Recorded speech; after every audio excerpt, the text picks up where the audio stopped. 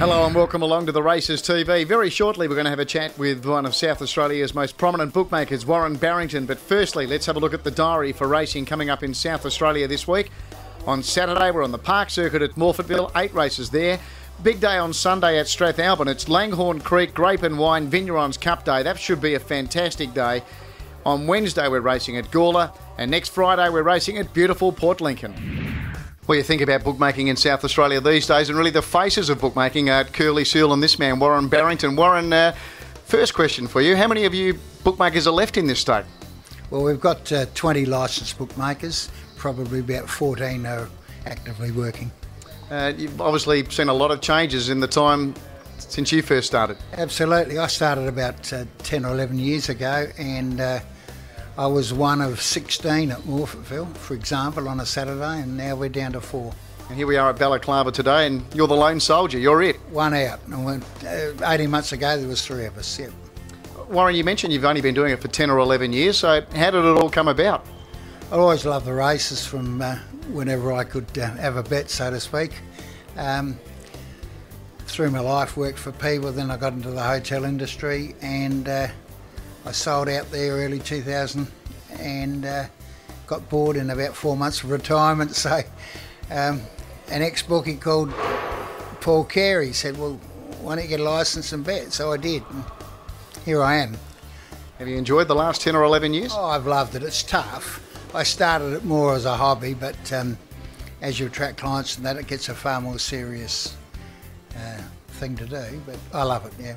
I understand you had an involvement with harness racing for a big time as well in a administration side. Yep, certainly did, and I was chairman of Gawler for quite a few years. When the way it went, they just demised it, made them run out of money by not giving decent allowances to run meetings and that, as they did to many clubs, and I thought just at some stage it was time to move on. I didn't enjoy harness racing the way it was going. Was harness racing your initial passion as far as the 3 codes were concerned, or really did you like them all, or was there one particular code that really did take your fancy more than another? Thoroughbreds definitely took my fancy, and I go back to a jockey called Bill Pyers and having a few bets in the schoolyard. It was good. You race a horse or two yourself, and we saw a winner last Saturday at Morphettville, which you part own. I Am Gypsy. She's now won 2 of her last 3, and gee, you must be excited about her. I am, Terry. I'm just a small shareholder, but when she won, created excitement. Then we had a trip to Melbourne, and it was just an enormous run. She got beaten a length in a Group 3. Yeah, a lot of excitement, and then come back here and won again. It's turned out now for a spell. For those of us that go to the races on a regular basis, we'd hate to see the time where bookmakers are gone altogether. How tough is the battle, and will that day come one day? It's hard to think the day isn't fast approaching, but I guess on the same, there'll be a couple of diehards that'll hang in there.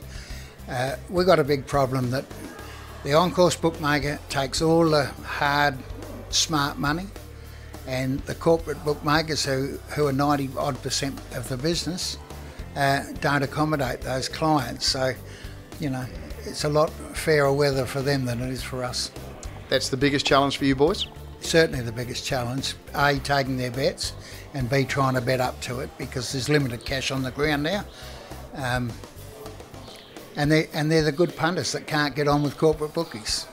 What about, do you have a favourite racetrack or a favourite race meeting? I think the Spring Carnival is my favourite, but for me, as a working, believe it or not, I love Roxby Downs, going to Roxby Downs the most. It's just a great picnic atmosphere, and thousands of people having a lot of fun, and I don't have to get serious about it. It's sort of all cash, and it's no big risks, no huge punters, and so I can have a relaxing time and a good time too. Nice to catch up with you today, Warren. Good luck for the rest of the day at Balaclava. Thanks for that, Terry. Good punting for everybody, and just keep looking after the on-course bookie. Well, I hope you enjoyed our chat with Warren Barrington. Finally, let's have a look at that feature race at Strathalbyn on Sunday. As I mentioned earlier, should be a fabulous day. And the main race is the Langhorne Creek Grape and Wine Vignerons Cup. So get along if you can. Great way to spend a Sunday afternoon with the family at Strathalbert on Sunday. And we'll see you again next week for the Races TV. There's nothing like a day at the races.